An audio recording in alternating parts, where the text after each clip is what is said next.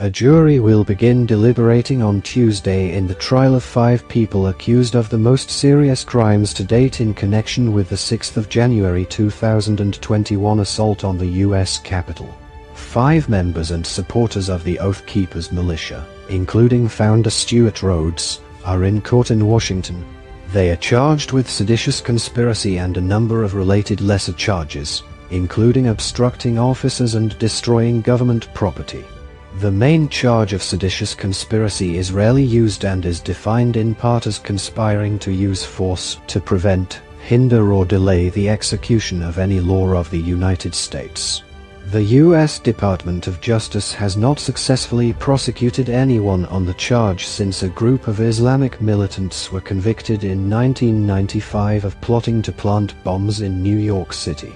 In the current case, prosecutors say the Oath Keepers' actions on the 6th of January were part of a scheme prompted by Donald Trump's false claims of a stolen election to prevent Joe Biden from becoming president. Before closing arguments ended on Monday, the trial faced a number of delays over more than 7 weeks, including a proposed witness suffering a heart attack, a surprise decision by one of the defendants to testify, and Mr. Rhodes coming down with coronavirus. The defendants were pictured in numerous videos and photos among the throngs of people around the Capitol on the 6th of January last year. Some of them entered the building, but their lawyers have argued that there was never any concrete plan or conspiracy to storm the building in order to hold certification of the 2020 presidential election. Prosecutors countered by arguing that they do not need to prove a specific plan to invade the building, only that the defendants agreed among themselves to attempt to halt the peaceful transfer of the presidency. The government submitted a huge volume of text and chat app messages sent by the defendants. Some of the most dramatic evidence came from militia insiders and informants. In one recording made by an informant, Mr. Rhodes is heard saying, "We should have brought rifles. We could have fixed it right then and there."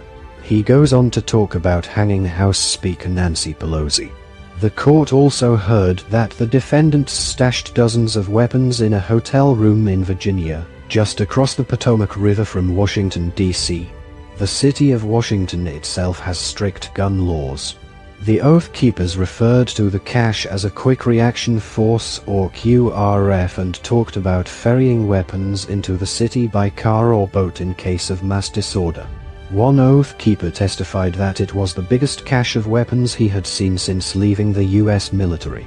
Defense lawyers argued that the fact the weapons were never used or even brought into the city bolsters their argument that the Oath Keepers were on a purely defensive mission, intending to protect protesters and keep the peace inside and outside the Capitol.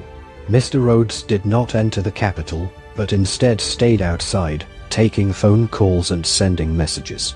He says he was preparing for Mr. Trump to invoke the Insurrection Act, a law dating from 1807 that allows the president to deploy troops in the event of civil disorder.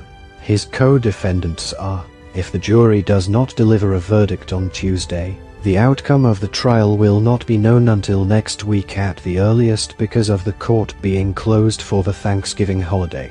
A pro-gun, anti-government group launched by Mr. Rhodes in 2009, the Oath Keepers is named after the oath of service that police, military and other officials take.